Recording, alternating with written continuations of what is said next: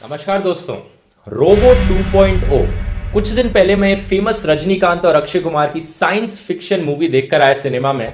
और अगर आपने भी ये मूवी देखी है दोस्तों, तो आप भी शायद वही सोच रहे होंगे जो मैं सोच रहा था इस मूवी के खत्म होने के बाद, कि क्या जो इस मूवी में दिखाया गया है वो सच है। कितनी सच्चाई है इस मूवी। मैं यहाँ पे मूवी के एक्शन सीन्स की बात नहीं कर रहा हूँ, ना ही मैं बात कर रहा हूँ चिट्टी रोबोट में यूज की गई टेक्नोलॉजी की। वो तो समझ में आता ही है, वो फिक्शन है, साइंस फिक्शन मूवी है। मैं बात कर रहा हूं मूवी में दिखाए गए सो कॉल्ड सोशल मैसेज की। मूवी में दिखाया गया है दोस्तों कि सेलफोन टावर से निकली रेडिएशन आदमियों पर एक बुरा इफेक्ट डालती है और बर्ड्स पर भी एक बुरा इफेक्ट डालती है। यहां तक कि मूवी में दिखाया गया है कहीं ना कहीं कि पिछले कुछ सालों में जो बर्ड्स की पॉपुलेशन कम हो रही है हमारे देश में, वो सेलफोन टावर से निकली रेडिएशन की वजह से हो रही है।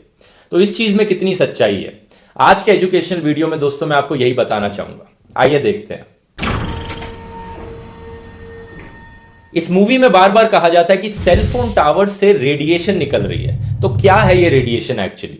ये रेडिएशन है दोस्तों रेडियो फ्रीक्वेंसी वेव्स। आपका सेलफोन जब 3G 4G या कॉलिंग का फंक्शन इस्तेमाल करता है तो इस सेलफोन टावर से कम्युनिकेट करता है रेडियो फ्रीक्वेंसी वेव्स के द्वारा। रेडियो फ्रीक्वेंसी वेव्स एक टाइप की इलेक्ट्रोमैग्नेटिक वेव्स होती हैं, और ये समझने के लिए हमें क्लास 12th की फिजिक्स बुक खोलनी पड़ेगी। अगर आपको याद हो तो chapter number 8 electromagnetic waves. Electromagnetic waves electric field और मैग्नेटिक फील्ड की वाइब्रेशन से प्रोड्यूस होती हैं। ये एक एनर्जी प्रोपोगेशन का तरीका है, यानी एनर्जी को एक जगह से दूसरी जगह पहुंचाने का। ये आपको नेचुरली और आर्टिफिशियली बहुत सारी जगह देखने को मिलती हैं। सबसे अच्छा एग्जांपल है इलेक्ट्रोमैग्नेटिक वेव्स का लाइट खुद एक ईएम वेव है। इलेक्ट्रोमैग्नेटिक स्पेक्ट्रम अगर आपको याद है दोस्तों, तो एक तरीका है अलग अलग टाइप की ईएम वेव्स को क्लासिफाई करने का, उनकी फ्रीक्वेंसी और उनकी वेवलेंथ को देखकर। तो वो वेव्स जिनकी सबसे ज्यादा वेवलेंथ होती है वो रेडियो वेव्स ही होती हैं। इनकी वेवलेंथ कुछ मीटर से लेके कुछ किलोमीटर्स के बीच में होती है। इसके बाद आती है माइक्रोवेव्स, जिनकी वेवलेंथ होती है कुछ सेंटीमीटर्स।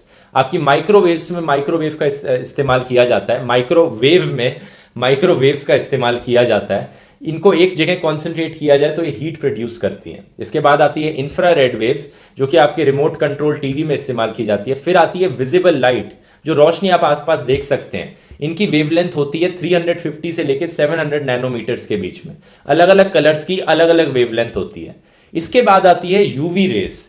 यहां से फ्रीक्वेंसी काफी हाई होना शुरू हो जाती है, और यूवी रेस के बाद एक्स रेस और गामा रेस। तो ये जो विजिबल लाइट के बाद वाली ईएम वेव्स हैं, यहां से प्रॉब्लम्स होनी शुरू होती हैं, क्योंकि इनकी फ्रीक्वेंसी इतनी ज्यादा हाई हो जाती है, इनकी वेवलेंथ इतनी ज्यादा छोटी हो जाती है कि एक मॉलिक्यूल के अंदर की केमिकल बॉन्ड्स को तोड़ सकती हैं। इसलिए इन्हें कहा जाता है आयनाइजिंग रेडिएशन। आयनाइजिंग रेडिएशन दोस्तों आदमियों के लिए और जानवरों के लिए काफी हार्मफुल होती हैं, क्योंकि ये हमारे डीएनए के अंदर जाकर डीएनए की केमिकल बॉन्ड्स को तोड़ सकती हैं, जिससे हमारे सेल्स में म्यूटेशन होगा और इवेंचुअली जिससे हमें कैंसर हो सकता है। तो जितनी ज्यादा फ्रीक्वेंसी एक ईएम वेव की होती है, उतनी ही ज्यादा एक खतरनाक होती चली जाती है। जैसे कि न्यूक्लियर मटेरियल से निकलने वाली जो रेडियो एक्टिविटी होती है, वो सबसे ज्यादा खतरनाक होती है, क्योंकि उस रेडिएशन की फ्रीक्वेंसी और पावर बहुत ज्यादा हाई होती है। तो अब सवाल ये उठता है कि जो विजिबल लाइट से पहले की ईएम वेव्स हैं, उन्हें कहा जाता है नॉन आयनाइजिंग रेडिएशन। क्या नॉन आयनाइजिंग रेडिएशन खतरनाक है आदमियों के लिए और जानवरों के लिए? साइंटिफिकली दोस्तों अभी तक इस चीज पर कोई कंक्लूजन नहीं निकला है। कुछ रिसर्च ने बताया है कि अगर नॉन आयनाइजिंग रेडिएशन के अंदर अगर हाई एक्सपोजर में आप बहुत देर के लिए रहते हो तो ये इफेक्ट्स हो सकते हैं इससे। कुछ रिसर्च ने लेकिन ये भी बताया है कि इंसानों पर और जानवरों पर इसका कोई असर नहीं पड़ता है। लेकिन साइंटिस्ट और एक्सपर्ट्स का यह मानना है कि नॉन आयनाइजिंग रेडिएशन डेफिनेटली आपके अंदर म्यूटेशंस और कैंसर तो नहीं कर सकती उस मैकेनिज्म से जिस मैकेनिज्म से आयनाइजिंग रेडिएशन करती है। लेकिन सवाल यहां पर यह उठता है कि क्या कोई और मैकेनिज्म है जिसकी वजह से नॉन आयनाइजिंग रेडिएशन हमारे लिए हार्मफुल हो सकती हैं? रिसर्च अभी भी इस पे जारी है, लेकिन एक ऐसा मैकेनिज्म साइंटिस्ट कहते हैं कि वो है कि नॉन आयनाइजिंग रेडिएशंस की वजह से जो हीट पैदा होती है, माइक्रोवेव्स आपने देखे होंगे जिसकी वजह से वो हीट कर पाते हैं खाने को, तो ये हीट जो है अगर बहुत हाई पावर में कॉन्सेंट्रेटेड तरीके से ह्यूमन टिश्यू पे लगाई जाए तो हमें बर्न्स हो सकते हैं। बेसिकली जला देना यानी बर्न्स। अगर बहुत देर तक अगर आप एक्सपोजर में रहेंगे किसी नॉन आयनाइजिंग रेडिएशन के जो हीट पैदा करने की क्षमता रखती है, तो यही रीजन है दोस्तों कि अलग अलग गवर्नमेंट एजेंसीज ने एक रेडिएशन लिमिट सेट करी हुई है सेलफोन्स के लिए और सेलफोन टावर्स के लिए। वो नहीं चाहते कि जो नॉन आयनाइजिंग रेडिएशन इनसे निकलेगी उससे हीटिंग इफेक्ट्स इतने ज्यादा प्रोड्यूस हों कि लोगों की स्किन जलने लग जाए। यहां पर जो अमेरिका की एजेंसी है FCC, उसने लिमिट सेट करी है 1.6 वॉट्स पर किलोग्राम। सेल फोन्स के लिए, इससे ज़्यादा उनकी रेडिएशन नहीं होनी चाहिए। और ये जो लिमिट है दोस्तों, ये कहीं कहीं गुना कम है उस रेडिएशन से जिससे कि एक्चुअली में हीटिंग इफेक्ट्स प्रोड्यूस हों। तो बहुत ही सेफ कह सकते हो इस लिमिट को यहाँ पर। इस चीज के चांसेस बहुत कम है दोस्तों कि कोई भी लॉन्ग टर्म हार्मफुल इफेक्ट्स निकलेंगे सेल फोन को यूज करने के। इसका एक सिंपल सा रीजन है कि आप पूरी दुनिया की पॉपुलेशन को एज अ सैंपल साइज देख सकते हो। आप देख सकते हो कि पिछले 20-30 सालों में कितना ज्यादा लोगों ने सेल फोन यूज करना शुरू किया है, कितना ज्यादा एक्सपोनेंशियली बढ़ा है जितने लोग सेल फोन को यूज कर रहे हैं। लेकिन ऐसी कोई भी बीमारी नहीं है जिसमें एक्सपोनेंशियल इंक्रीज आया हो पिछले कुछ सालों में। ये आप चार्ट देख सकते हो पिछले कुछ सालों में दुनिया भर में कैंसर केसेस का। ऐसा कोई भी कैंसर नहीं है जिसमें बहुत ज्यादा इंक्रीज आया हो। सेम कहा जा सकता है किसी भी और बीमारी के साथ। जबकि सेलफोन यूज करने से अगर कोई भी हार्मफुल इफेक्ट हुआ होता तो हमें वो किसी ना किसी बीमारी में दिख ही जाना चाहिए था। इसका सबसे अच्छा एग्जाम्पल मौजूद है स्मोकिंग रेट्स और लंग कैंसर के केसेस में। आप यहां पे चार्ट देख सकते हैं यूनाइटेड किंगडम का कि पिछले 50 सालों में कैसे स्मोकिंग रेट्स नीचे गए हैं। और आप ये भी देख सकते हैं कि लंग कैंसर के केसेस उसी रेट से ही नीचे गए हैं यहां पर। इससे पता चलता है कि स्मोकिंग करने में, सिगरेट स्मोकिंग में और लंग कैंसर में कहीं ना कहीं एक डायरेक्ट रिलेशन है।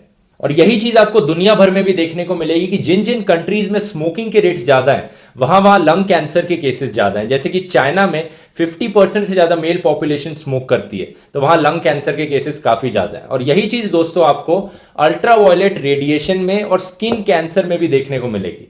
ऑस्ट्रेलिया एक ऐसी कंट्री है जहां सबसे ज्यादा स्किन कैंसर के केसेस हैं।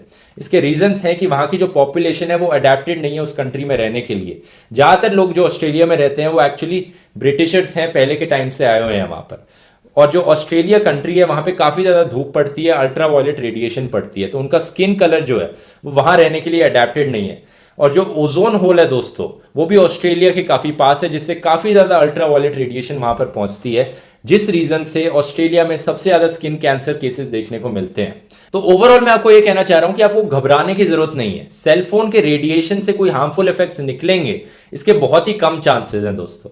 लेकिन अगर आप फिर भी इस रेडिएशन को कम से कम रखना चाहते हैं तो आप अपने फोन को कान पर मत लगा के बात करिए, क्योंकि जितना आप बॉडी से टच करके रखेंगे, जितना बॉडी के पास रखेंगे, उतनी ही ज्यादा रेडिएशन आएगी यहां पर। तो थोड़ा सा भी दूर रखेंगे तो काफी हद तक ये रेडिएशन कम हो जाएगी। अब यहां पर दोस्तों मैं सेलफोन के यूज को प्रमोट नहीं कर रहा हूं। जो स्मार्टफोन का एडिक्शन होता है, जो मेंटल इश्यूज आपको फेस करने पड़ेंगे स्मार्टफोन से एडिक्टेड होने के, उसका मैं कोई गारंटी नहीं लेता हूं। डेफिनेटली सेलफोन को कम से कम यूज करना चाहिए, जब जरूरत पड़े तभी यूज करना चाहिए। आजकल वैसे भी बहुत ज्यादा लोग एडिक्टेड हो गए अपने स्मार्टफोन के पीछे, तो इस केस में तो मेरी रिकमेंडेशन रहेगी आप अपने यूज को कम कीजिए यहां पर। अब जो बर्ड्स की पॉपुलेशन कम हो रही है हमारे देश में पिछले 20-30 सालों से, उसके पीछे एक्चुअली क्या रीजन है? एंथ्रोपोलॉजिस्ट का मानना है कि सेलफोन टावर्स को एक रीजन बताया जाए इसके लिए, इसके पीछे कोई साइंटिफिकली कंक्लूसिव एविडेंस नहीं है। यानी इससे कहीं और ज्यादा बड़े कारण हैं जिसकी वजह से बर्ड्स की पॉपुलेशन कम हो गई है। इनमें से सबसे बड़ा रीजन है एग्रीकल्चर।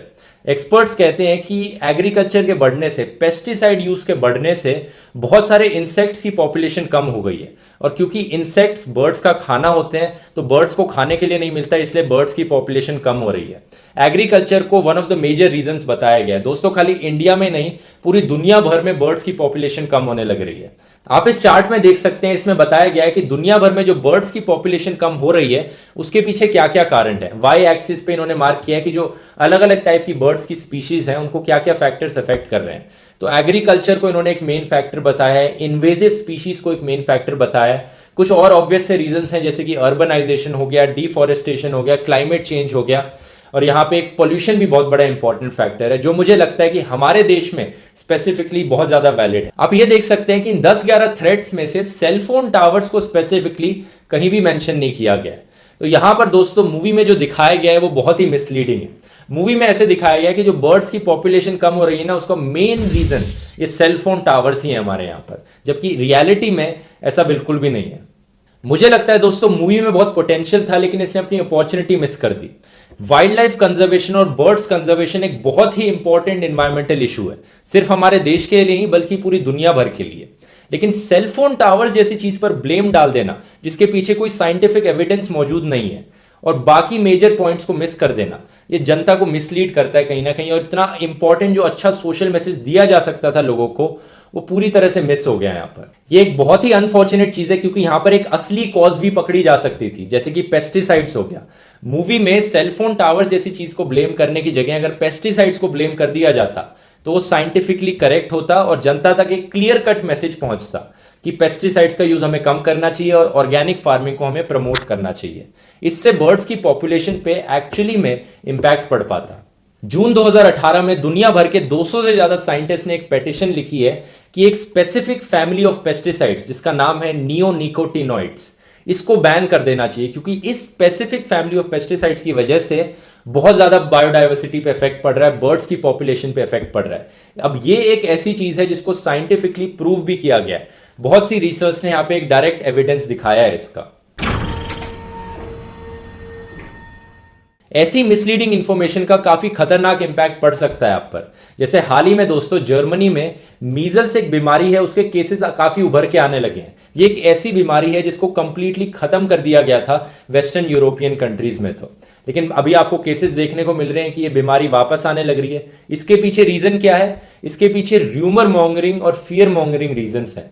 लोगों में एक ऐसी अफवाह फैलाई गई कि वैक्सीनेशन जो है उससे मेंटल प्रॉब्लम्स हो रही हैं, जबकि उसके पीछे कुछ साइंटिफिक एविडेंस मौजूद नहीं है। ये बस एक झूठ था जो लोगों में इतना फैल गया। लोगों ने वैक्सीनेशन करानी बंद करी तो जो ऐसी बीमारी थी वैक्सीनेशन कराने से रोकी जा सकती थी, अब वो वापस आने लग गई। इसलिए आपको मीजल्स के केसेस देखने को मिल रहे हैं यहां पर। ऐसी टाइप की फियर मॉन्गरिंग आपसे पैसे भी लूट सकती है। अगर आप गूगल पे सर्च करोगे कि सेलफोन टावर्स के क्या इंपैक्ट होता है आपकी हेल्थ पे, कैसे कैंसर के केसेस बढ़ते हैं, तो एक लिंक जो टॉप गूगल सर्च रिजल्ट्स में आएगा वो इस वेबसाइट का भी है। अब इस वेबसाइट में आपको बताया गया कि कितनी खतरनाक है सेलफोन से निकली रेडिएशन, माइक्रोवेव से निकली रेडिएशन कितनी खतरनाक है। आप इस आर्टिकल को पढ़ेंगे, नीचे जाएंगे तो लिखा होगा इसमें कि अगर आप इस रेडिएशन से बचना चाहते हैं तो यहां पर क्लिक कीजिए। आप उस पर क्लिक करेंगे तो आपको दिखेगा रेडिएशन से बचने के लिए आप इस ताबीज को खरीद लीजिए और अपने गले में डाल के घूमिए। ये आपको प्रोटेक्ट करेगा आपके आसपास के रेडिएशन से। इसका प्राइस है $108। आप बताइए, आपको बेवकूफ बनाकर ऐसे लोग अपना धंधा चला रहे हैं। ये किसी धर्म के ठेकेदारों से कम है क्या यहाँ पर? तो आखिर में मैं बस कहना चाहूंगा दोस्तों, साइंटिफिक थिंकिंग को प्रमोट कीजिए, इस वीडियो को शेयर कीजिए, और अगर आपको मेरा काम पसंद आता है तो आप patreon.com/ध्रुव राठी पर मुझे कंट्रीब्यूट कर सकते हैं, पेट्रियन पर एक मेंबर बन के, ताकि ऐसे ही एजुकेशनल वीडियोस में आपके लिए आगे बनाते रहूं। तो चलिए मिलेंगे हम अगले वीडियो में दोस्तों। धन्यवाद।